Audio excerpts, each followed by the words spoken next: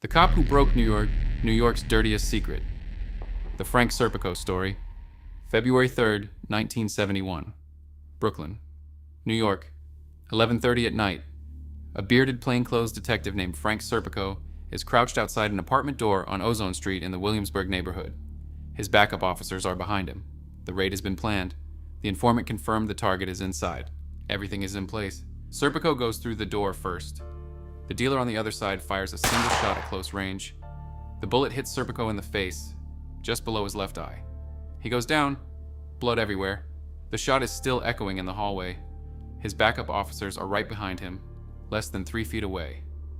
They can see him. They can hear him. They do not radio for help.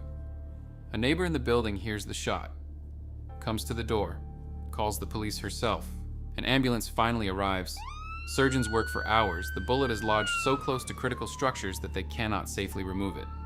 Frank Serpico will carry that bullet in his head for the rest of his life. And the question that will follow him even longer: did the officers behind him that night let him bleed on purpose? Here is what you need to understand before we go any further. Frank Serpico was not just any cop who got shot on a routine raid. He was the most hated man in the New York City Police Department. Not hated by criminals, hated by his own colleagues, because for the 3 years before that bullet entered his face, Frank Serpico had been trying to tell the world a secret that the most powerful institution in New York City desperately needed to keep hidden. More than half of the 32,000 officers in the New York City Police Department were on the take, not a few bad officers in a few bad precincts. Half. Taking regular payments from drug dealers, from gambling operations, from prostitution rings, from construction companies, from restaurant owners, from anyone who needed a police officer to look in a different direction.